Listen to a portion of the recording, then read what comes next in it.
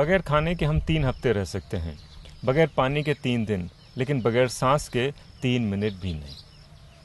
WHO के अनुसार पिछले साल 70 लाख लोगों की मौत एयर पोल्यूशन से हुई है।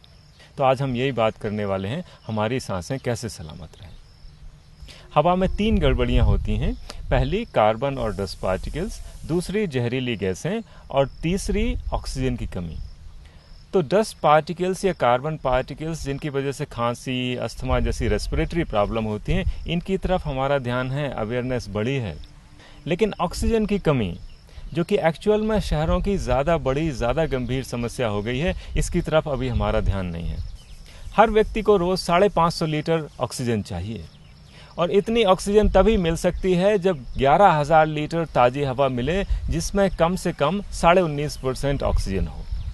अगर ऑक्सीजन का लेवल इससे कम हो तो एनर्जेटिक फील नहीं होता है, घुटन भी होने लगती है और शहरों में आजकल ऐसा काफ़ी महसूस होता है। अगर ऑक्सीजन का लेवल ज़्यादा गिर जाए तो शरीर के कई हिस्से काम करना बंद कर देते हैं। 10% पे दिमाग काम करना बंद कर देता है और 6% पे तो मौत हो जाती है। ऐसे कई केसेस हुए हैं जब लोग बाग कार के अंदर बच्चे को सोता हुआ छोड़ गए एसी ऑन करके, और जब लौट के आए तो बच्चा मरा हुआ मिला। एक और चीज़ जो आजकल काफ़ी बढ़ रही है वो ये है कि जिनके घरों में एसी है उनके यहाँ कैंसर बढ़ रहा है, और इसका कारण भी ऑक्सीजन की कमी है। क्योंकि जब एसी लग जाता है घर में तो खिड़कियाँ बहुत कम खुलती हैं, और खिड़कियाँ खुलती नहीं तो ताज़ी हवा आती नहीं है और ऑक्सीजन का लेवल कम हो जाता है।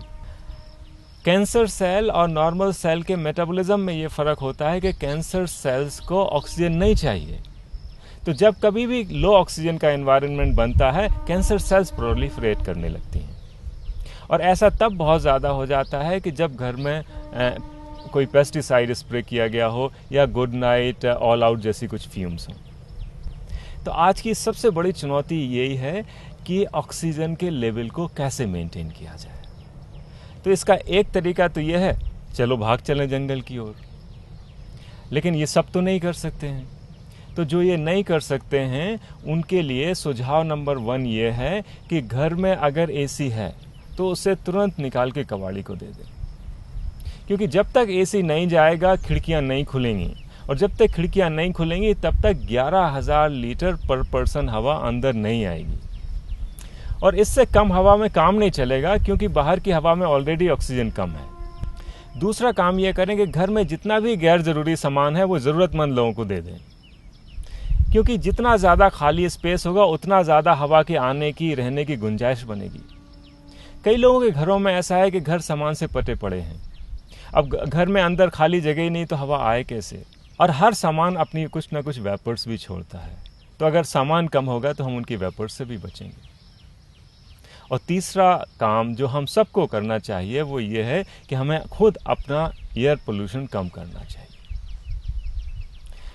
कार की जगह हम पब्लिक ट्रांसपोर्ट से जा सकते हैं, क्योंकि 1 लीटर डीजल या पेट्रोल 10,000 लीटर हवा खाता है, और शहरों में आजकल ऐसे हालात बन गए हैं कि जितनी हवा हम लोग नहीं खा रहे हैं उससे ज़्यादा कारें खा रही हैं। तो हमें अपना कार्बन फुटप्रिंट कम करना होगा।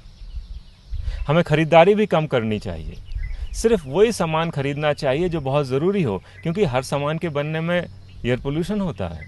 चौथा काम ये करें कि ऑक्सीजन के प्रोडक्शन पर ध्यान दें। घर में आगे, पीछे, बालकनी में, छत पे, जहाँ कहीं भी जगह हो पेड़ पौधे लगा दें।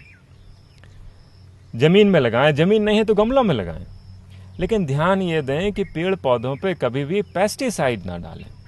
कई लोग घर में बड़े बड़े गार्डन लगा लेते हैं और फिर पेस्टिसाइड डाल देते हैं, तो ऑक्सीजन के आने का जितना फ़ायदा नहीं, उससे ज़्यादा नुकसान हो गया पेस्टिसाइड का। और इस सब के बावजूद भी जंगल की सैर को ज़रूर जाएं, क्योंकि आफ्टर ऑल असली हवा तो वही है।